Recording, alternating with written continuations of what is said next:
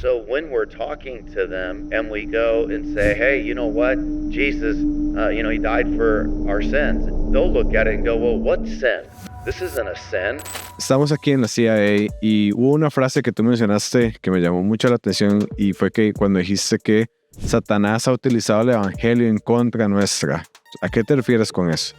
Yeah, Diego, I'm bothered by what's happening with this because part of what's beautiful about being a Christian is the opportunity for us to love the world. I mean, Jesus even said, by our love, the world will know that we are his disciples, right? Like if we're one, when we're together. And unfortunately, the church is splintered within because you have people pandering to the LGBTQ community in order to make the gospel more palatable or digestible.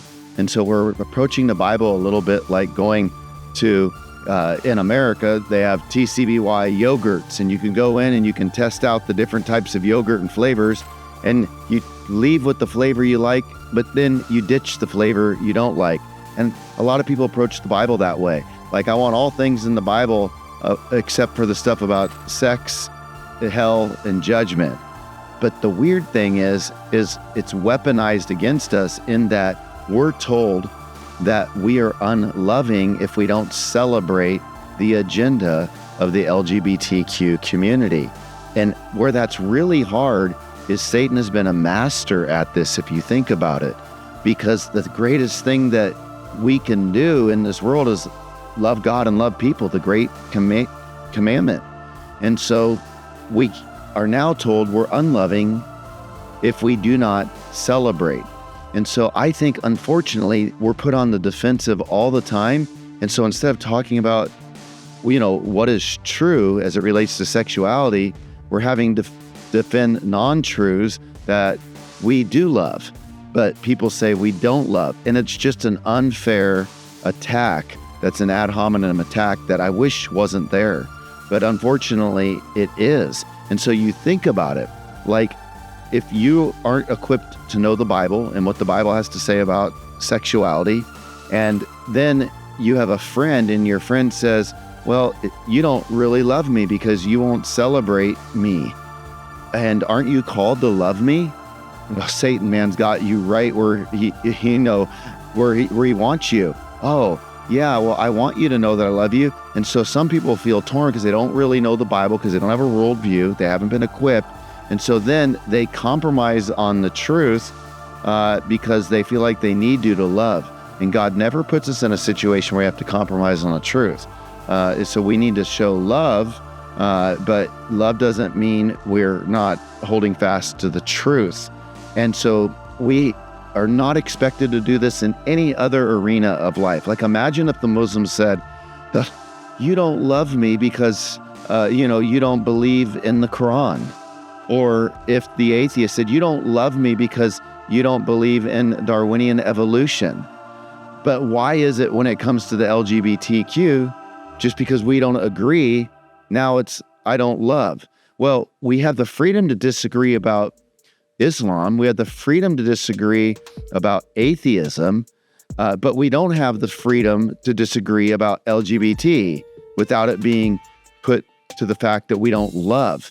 And that's just an unfair place for us to live. And I think that the reality is we're living in a time where the LGBTQ community feels like they're the ones that are the great evangelists trying to offer the gospel of LGBTQ to save us from our worldview. And so when we're talking to them and we go and say, hey, you know what? Jesus, he died for our sins. They'll look at it and go, well, what sin? This isn't a sin.